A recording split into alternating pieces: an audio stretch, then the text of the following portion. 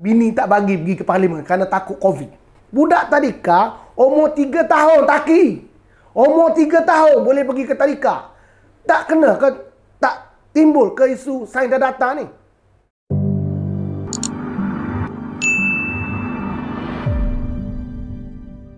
Assalamualaikum warahmatullahi wabarakatuh. Terima kasih kepada penonton yang masih menonton di channel YouTube Ambo, Jamin Hassan, YouTuber rakyat. Jadi hari ini kita rakyat Malaysia diberitahu oleh Menteri di Jabatan Perdana Menteri hal undang-undang negara di mana parlimen tidak boleh diadakan. Katanya kerana faktor warga emas. Dia memberi data betapa ramainya warga emas yang menjadi ahli parlimen. Jadi parlimen tidak diadakan. Jadi disandarkan kepada warga emas. Walaupun telah dinyatakan oleh pihak istana bahawa daurat ini tidak menghalang parlimen untuk bersidang. Di mana rakyat ada yang setengahnya merayu kepada pihak istana supaya membenarkan sidang parlimen diadakan. Dan rakyat yang tidak faham tentang undang-undang ini terus membuat komen-komen merayu kepada pihak istana, kepada Yang di-Pertuan Agong, campur tangan supaya memanggil sidang parlimen. Pihak istana terpaksa membuat satu kenyataan bahawa daurat tidak pernah menghalang sidang parlimen. Akhirnya Menteri berkenaan barulah bersuara. Itu pun setelah ditanya oleh wartawan. Jadi kita dengar dulu jawapan yang telah dikeluarkan oleh Menteri di Jabatan Perdana Menteri yang jaga undang-undang, yang dulunya dikatakan hero RUU 355. Kita dengar dulu apa kata YB Taqiyuddin. Datuk Seri Taki, sikit lagi kalau isu lain boleh tak? Parlimen sendiri. Itu yang di-Pertuan Agong. Soalan sport. Menzahirkan bahawa parlimen boleh bersidang. Kalau kita dengar tadi, dia kata soalan sport. Dia dah jangka soalan ni. Lepas tu dengan ketawa dia dan juga Menteri Kesihatan, seolah-olah baginya sidang parlimen ni tidak penting baginya. Walaupun beliau tahu beliau adalah ahli parlimen. Selain pada menteri, beliau ada ahli parlimen, pejabatnya di parlimen, tempatnya bekerja lah di parlimen. Tetapi bila wartawan tanya parlimen, dia ketawa, tak serius. Seolah-olah baginya parlimen ni bukanlah tempat yang penting baginya. Dalam tempoh darurat ini berbuat kuasa, bagaimana Datuk Seri boleh komen sedikit? Okey, berdasarkan kepada Seksyen 14(1) Ordinan Kuasa-Kuasa Perlu yang saya tunjukkan tadi ni, memang dinyatakan dengan jelas bahawa sidang parlimen ditiadakan. Ditiadakan dalam Seksyen 14(1) ni very clear. Kalau boleh saya baca, dalam tempoh darurat, peruntukan yang berhubung dengan memanggil, memprorok, membubarkan parlimen dalam perlembagaan ini tidak mempunyai kesan. Itu peruntukannya. Apabila perkara ini dilaksanakan, kenyataan yang dibuat oleh Istana Negara itu adalah menjelaskan perkara ini. Menjelaskan bahawa tidak ada persidangan parlimen. Namun demikian, mana-mana mesyuarat parlimen, mana-mana sesi parlimen yang hendak dipanggil, mestilah berikutan dengan keputusan yang dibuat oleh Jemaah Menteri.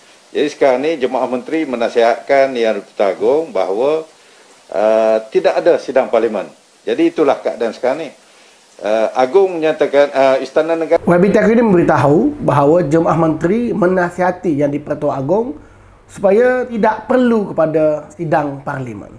Seolah-olah mereka merasa tidak bersalah langsung untuk makan gaji buta.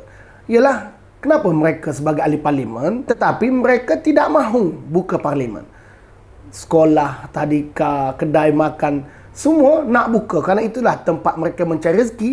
Tetapi ahli kabinet telah pun bermesyuarat dan menyatakan bahawa mereka tidak mahu buka parlimen.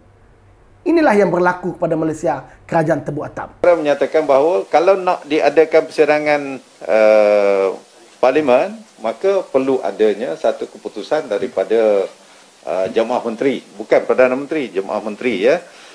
Jadi di sini kabinet apabila membuat nasihat kenapa kita menangguhkan, bukan menggantung, menangguhkan persidangan parlimen ini, kerana banyak alasan lah. Ada alasan perundangan, ada alasan dari segi sains dan data kita sebut.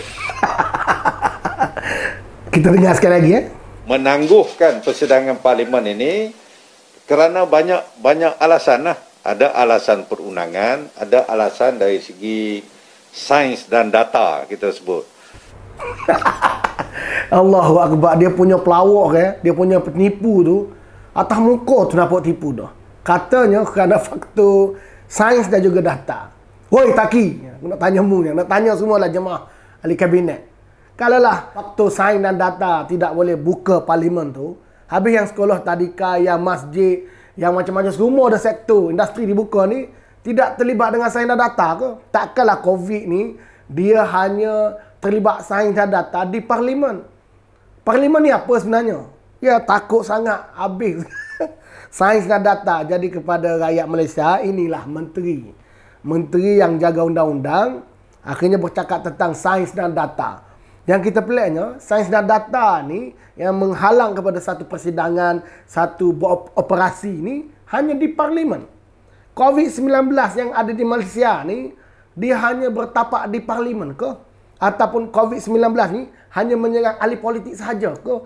Yang begitu takut nak buka parlimen lepas tu buat alasan yang saya kira budak tadika dengar pun terkejut.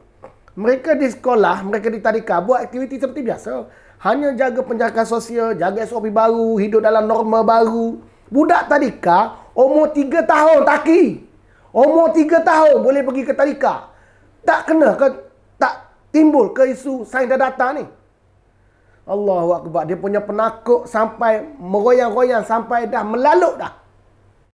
Alasan perundangan jelas. Perlembagaan mengatakan bahawa dalam masa darurat yang di-Pertuan Agong boleh membuat ordinan, iaitu di bawah perkara 1502B. Jadi apabila yang di-Pertuan Agong dah boleh buat undang-undang, maka keperluan untuk parlimen bersidang untuk buat undang-undang itu tak adalah. Itu satu. Yang kedua, kita melihat bahawa tumpuan dan fokus kerajaan sekarang ini adalah untuk memerangi COVID-19. Ya, itu lagi pelawak dia. Katanya di pihak kerajaan sedang fokus memerangi COVID-19.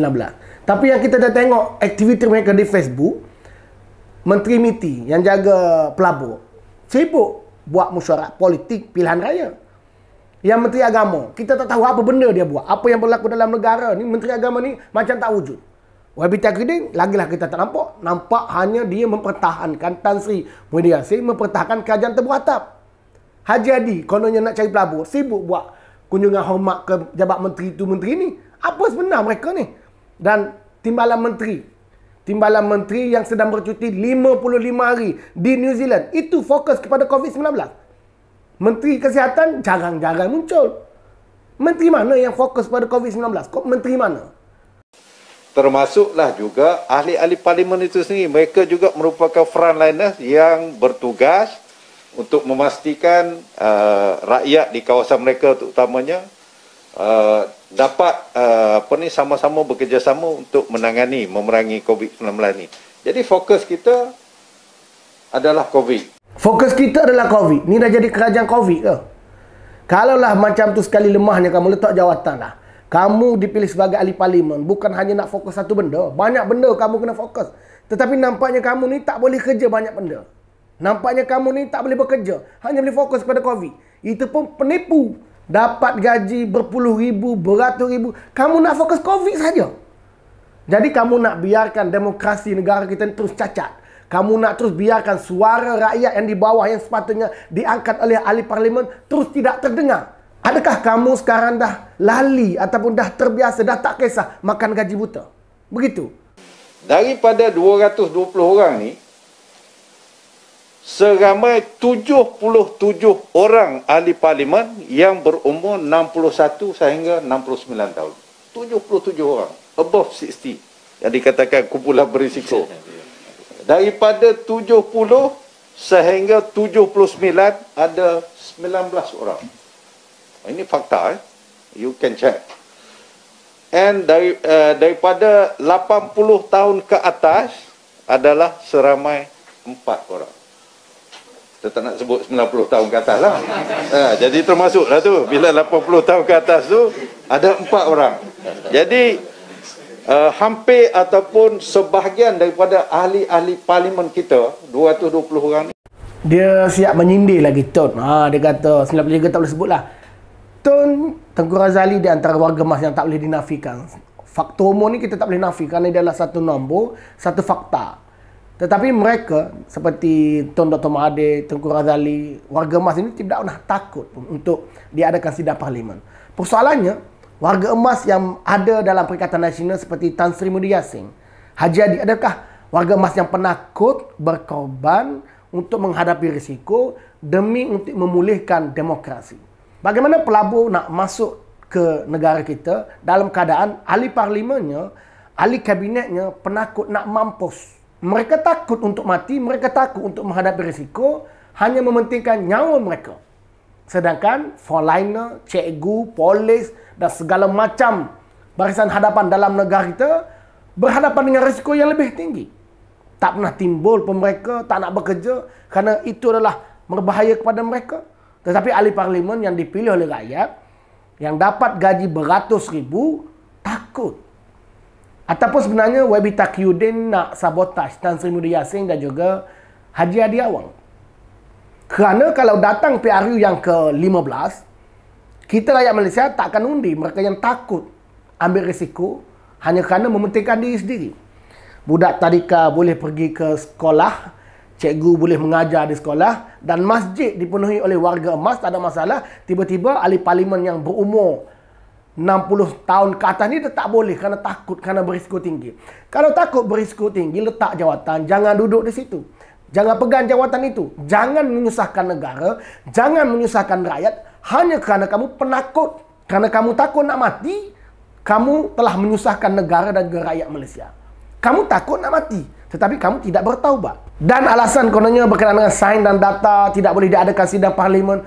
Kamu semak balik. Baru saja dalam lingkungan 3-4 hari lepas, kamu sambut ulang tahun yang pertama.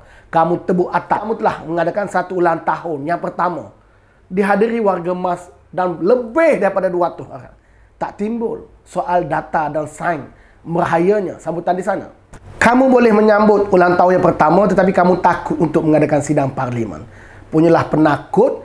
Penakut untuk mati dan penakut hilang kuasa. Kalau dah tahu berisiko tinggi, letak jawatan. Dan kalau dah tahu berisiko tinggi, kenapa masih lagi Haji Adi sebagai duta khas? Letak jawatan, kamu tu berisiko tinggi. Duduk je di rumah sehingga habis COVID. Kenapa nak pegang jawatan? Perdana Menteri hari ini juga warga emas. Kenapa nak pegang jawatan? Letak jawatan kerana kamu warga emas yang berisiko tinggi. Dan kalau dah kata dalam parlimen sempit, ruang tidak ada, rakyat memberi cadangan, buat saja di stadium. Kami tak ada masalah pun. Buat di Alamanda ke, tak ada masalah pun. Ataupun buat secara virtual, buat secara online, buat secara Zoom. Tapi dah kerajaan hari ini bukan kerajaan yang fikir cara untuk menyelamatkan demokrasi, tetapi kerajaan yang sentiasa mencari dalih kerana tahu ini kerajaan yang tidak sah, ini kerajaan yang tidak ada majoriti, ini kerajaan yang penakut. Dulu mereka menggunakan darurat supaya tidak diadakan sidang parlimen. Nah, ini bila istana memberitahu bahawa darurat tidak pernah menghalang satu sidang parlimen, mereka guna pula alasan warga emas. Nah, nanti ada pula ke alasan bini tak bagi pergi ke parlimen kerana takut COVID. Saya yakin dengan kerajaan yang gila hari ini, akhirnya mereka akan keluarkan satu alasan bahawa isteri tak benarkan suami ke parlimen kerana bimbang dijangkiti COVID. Itulah di antara alasan yang mungkin digunakan pula apabila warga emas dah kata berani. Ialah kalau wartawan tanya soalan kepada Tok Guru Haji Adi, kepada Muhyiddin, adakah ayah cik, adakah abah takut dan tidak sanggup berhadapan dengan risiko untuk ke parlimen? Cuba wartawan tanya, adakah mereka jawab, ya kami takut.